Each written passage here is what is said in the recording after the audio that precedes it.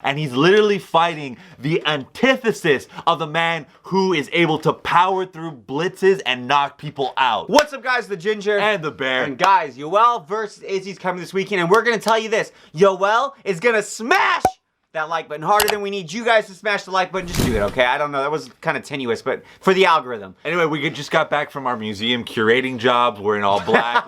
we're ready to give this analysis. We're in black because we're mourning Israel Adesanya's consciousness, which is going to be fleeing his body this Saturday night. So, I think we both are in agreement on this because normally we do not agree on who is going to be winning, but I am very, very confident that Yoel Romero is going to be able to knock out Israel Adesanya. And I'm very concerned because I'm actually rooting for Izzy in this fight, just as a fan of his in general, both in and outside the octagon.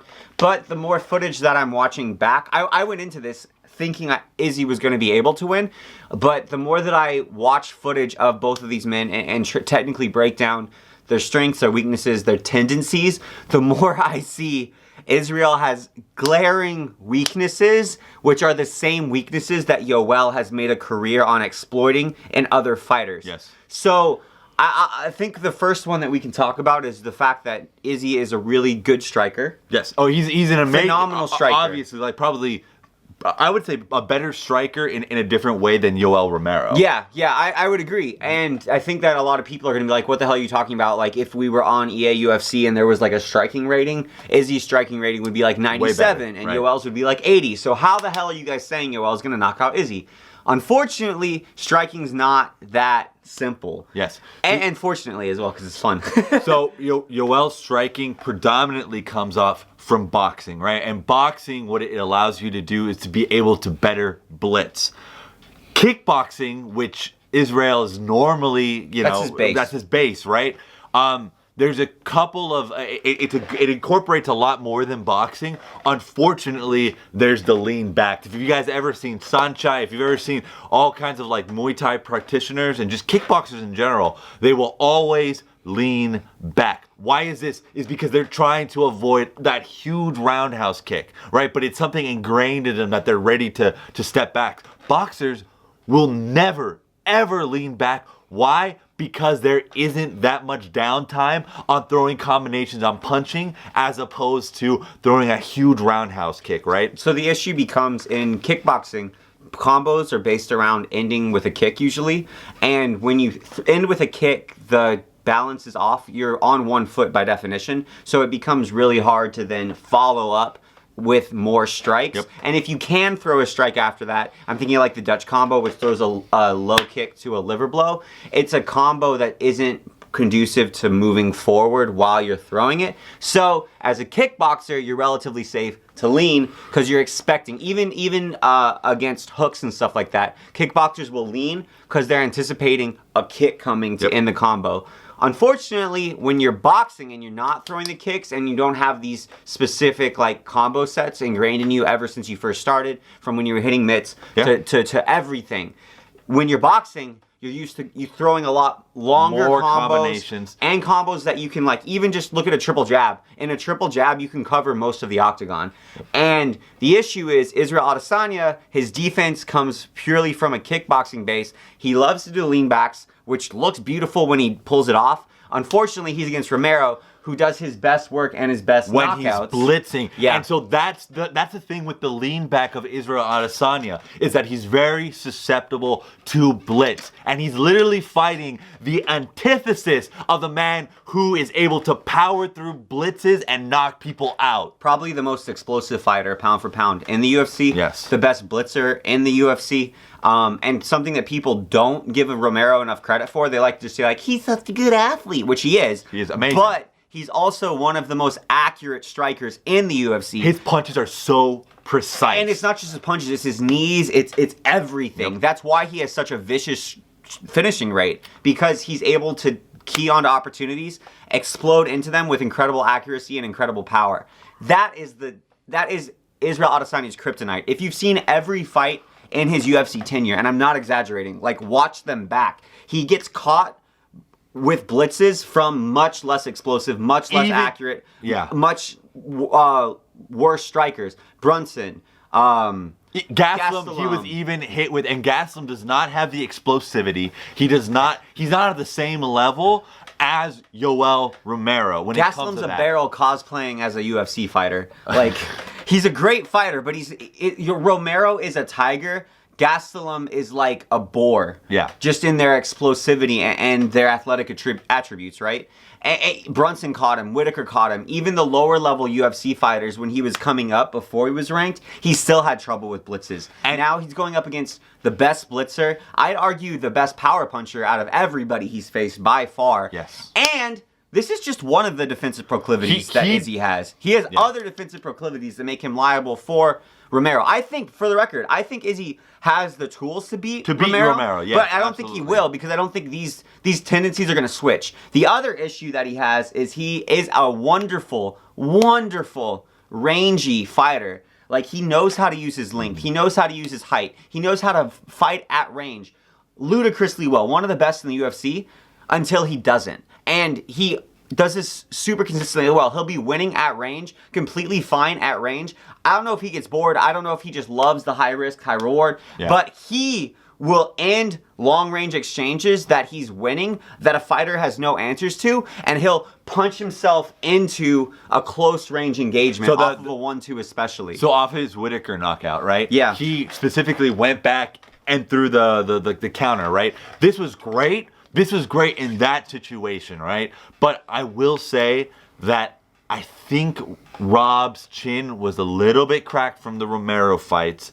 Those were brutal. Those were brutal fights, right? And Romero, yes, he did fight Paulo Costa, but his chin has never been suspect. He's not human, and he has no neck. So he doesn't follow the rules of physics. I wouldn't be surprised if he's not from this universe. Well, it's ridiculous. And it's not only that his chin has not been cracked yet in the UFC, but at the same time, he was an Olympic level wrestler getting slammed on his head, all kinds of shit like that. That deteriorates your chin as well. And for him to have this just like bulwark of just a granite chin that he still has, it's going to be interesting to see if Israel can actually put him away. And it's bro science, and who knows how much of this is true, but a lot of boxing coaches put a lot of emphasis on your neck muscles as a link to your chin and your ability to absorb damage. And Romero's neck, it's no chin. It's like this wide, yeah, and it's very narrow. Yep. Aside from that, too, like Izzy doesn't fight at range consistently. He punches himself into range, which would leave him vulnerable to Romero's range, and beyond that, moving towards Romero, which would emphasize any explosive blitz that Romero had if he's catching him when he's moving in. He also likes to get into pocket exchanges. Yeah. He also loves these high-risk, high-reward pocket exchanges like you're talking about with Whitaker, and he'll be the one to initiate them. When he initiates them, he's trying to draw. Like, I don't think it's done from some stupid place. He's trying to draw the opponent to throw so he can counter. The issue is when he's doing that, his arms are here. He has no defense, even like shoulder defense that you'll see a lot of boxers do that doesn't use hands. He looks like an inflatable tube man. And he's really good at it. Really good. The issue is he still gets caught with overhands from this position, from Whitaker, from Gastelum, and Yoel Romero, aside from the other attributes we had. He's a wrestler, right? When you're flailing around like this, like very much like how John Jones has his defense, he is susceptible to being taken down, right? And we already know that. So we didn't even talk about Yoel's wrestling, right? Like, I think that Yoel's going to purposely go for takedowns to grounded pound Izzy? I don't think so. But he's opportunistic. Yes. That's like, if you can think of one word to describe Yoel Romero, I think it's opportunistic. Opportunistic. He's a predator. He's so creative. He's a predator, in the space of MMA. And I think that you're going to see Izzy I think you'll see him winning at range, but I think these habits will eventually run him afoul of Romero. And I think he's not going to stick to a specific game plan to beat Romero at range, which I think he would be able to, because I think if you look at him through his fights, he's become less and less defensively sound as he's made his run through the UFC. I don't know if that's just as, like you mentioned, he got finished a lot in his kickboxing career towards the end. He didn't finish a lot. I mean, he lost 2 times, but he lost, I think it was his last one, to a KO. Yeah, and I'm wondering if remembering that KO when he came into MMA made him a lot more defensively sound. Yeah. And now I think he's starting to get hyped up, and he's the champion, and deservedly so in a lot of ways. He's not a hype train. He's not a hype train. I'm saying I think Izzy in his own brain is starting. He's been rewarded by entering into these high risk, high reward exchanges, and he's been able to survive the damage he's taken and win the fights. And I think that that's led to him being more and more willing to enter into these exchanges. Yeah. And I think this is the fight that it's going to be incredibly problematic because he's fighting the loosest, most explosive, best blitzer, most accurate, most opportunistic striker probably in the UFC. Maybe like Yoel and Conor I would put as the two most opportunistic strikers. He's so good. But I will say this as a caveat, right? Because I'm not saying that Izzy's going to get washed out. What I am saying is that I do think that Yoel, this is the prediction. Yoel, I do think, is going to knock him out. There's one thing that he likes doing. He likes throwing his left and then coming up the top with his right. And I see Izzy being able to evade the left but not the right. You think he's going to basically lean to avoid the left as he would a kick? Yep. Because that's the problem. Kickboxers lean on hooks the same way they lean on kicks. Yep. But when you lean on a hook, guess what can come? A right. Right. And like you're saying, Romero loves to throw not just a hook to a cross. He likes to throw a shifting hook to a cross, which means he covers even more ground to find that chin. And to be honest, I know that Romero fights a lot in southpaw, but I think after watching his Olympic stuff and when he was wrestling, I think he's actually right-handed. Now, is he fluid in both stances? Absolutely. He's amazing. Could he be ambidextrous? Maybe. But a lot of his KOs come from that right hand.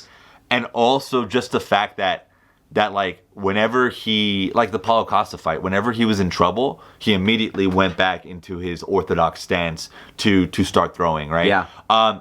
And this, I see, because Whittaker had success in the first and second fight by being very rangy, and I think Whittaker actually probably deservedly lost the second fight.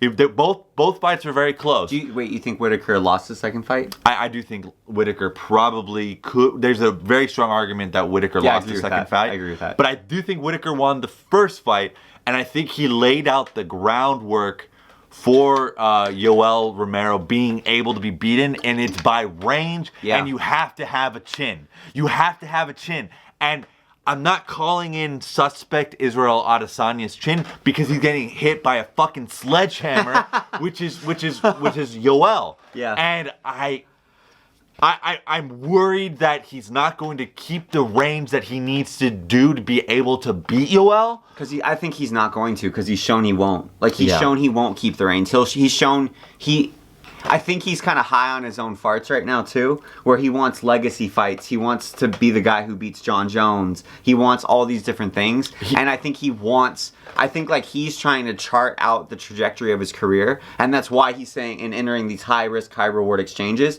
And he's like, I'm legendary. I'm the man. I'm going to finish Yoel Romero. And so I'm going to put myself in a position to finish Yoel Romero. Yeah. And when he does that, I think he's going to get knocked lights out. Either overhand right or the hook to cross that you're talking about. Yeah, we'll see what... Yeah. But I'm still rooting for Izzy, and it's a hell of a fight. So please, Eugene, that's Izzy's head coach's name, Eugene, please keep Izzy on the game plan. Please. And don't let Yoel play possum, because that's what I'm worried about too. Izzy will be on the game plan. Yeah. Yoel will play possum. Izzy will try to capitalize and put him away, and that's when Yoel will explode. That being said, guys, comment down below who you think is going to win. And we'll see. Sound off, Queen, if we're wrong. Give I don't think we're going to be. Why we're wrong and whatnot, but... And come back after the fight is done and Yoel got that KO. And you could tell us who was right. Yeah, so, peace. Ginger. And the Bear. We're later. Out.